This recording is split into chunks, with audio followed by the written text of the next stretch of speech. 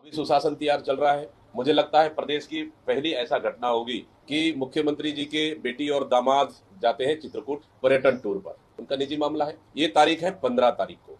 वहां के एसडीएम का फोन आता है, चित्रकूट के युवा सरपंच है, पढ़े लिखे सरपंच है, कि आपको उनके लिए मुर्गा बकरा खाना आदि इत्यादि डेस आदि सब व्यवस्था करना है। तो पढ़ा लिखा सरपंच है, उन्होंने मना कर दिया, मैं ग्राम पंचायत के और जो नाके लगा रहे हैं उस टैक्स से पैसा में नहीं दे सकता। तो सरपंच ने उन्हें डराने धमकाने दबाव बनाने का प्रयास एसडीएम ने किया सरपंच को। सरपंच ने फिर भी नहीं माना। तो तुरंत 15 तारीख को एसडीएम नोटिस जारी कर देते हैं उनको कि आपको नाका बंद कर दिया जाता है। उससे पहले कारण बताओ नोटिस भी जारी किए और नाका बंद करने का निर्देश भी दिए। तो कल पूरे गांव वालों ने मिलकर एसडीएम के खिलाफ प्रदर्शन किए, वही चित्रकूट में ही। तो एसडीएम ने उनको सरपंच एवं अन्य 12 लोगों के खिलाफ में विभिन्न धाराओं के तहत कार्रवाई किया, विभिन्न संगीन धाराओं के खिलाफ कार्रवाई किया। हम पूछना चाहते हैं, क्या ग्राम पंचायत को वहां कर वसूली का अधिकार है कि नहीं, टैक्स लेने का अधिकार है कि नहीं? बस्तर में 5वीं अनुसूची लागू है, ग्राम सभा को पावर है कि नहीं, ग्राम पंचायत को पावर है कि नहीं? शायद एसडीएम को इनको अध्ययन कर लेना चाहिए, पहला चीज।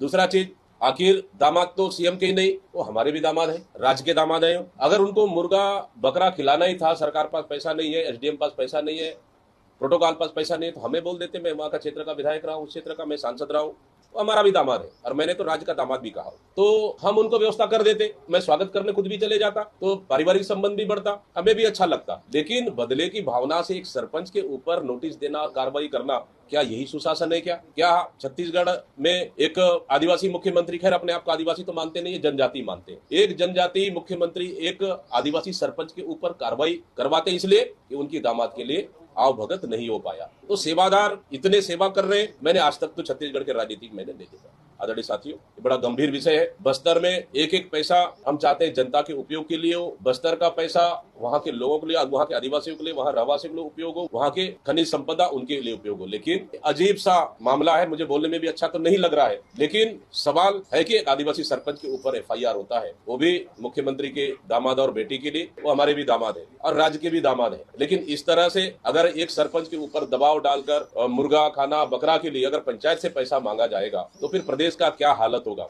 क्या यही विष्णु का सुशासन है? क्या यही सुशासन तैयार है? क्या मैं सरकार से पूछना चाहता हूँ कि बस्तर में ये मुर्गा बकरा दारू खिलाने का प्रचलन बंद होना चाहिए ग्राम पंचायतों की पैसे से, क्योंकि वहां अभी विकास की आवश्यकता है, ना कि मुर्गा बकरा दारू अन्य खिलाने के लिए पैसे की जरूरत है वहां पे। इसलिए इस तरह के अधिकारियों के ऊपर क्या शासन कार्रवाई करेगी? क्या इस तरह के अधिकारियों को इसलिए बस्तर भेजा जाता है कि बस्तर के पैसा का, वहां के लोगों का पैसा को आवभगत में और अपने खाना पीना के लिए उपयोग कर सके? ऐसे लोगों पर सरकार कार्रवाई करेगी क्या? मैं सरकार से पूछना चाहता हूं।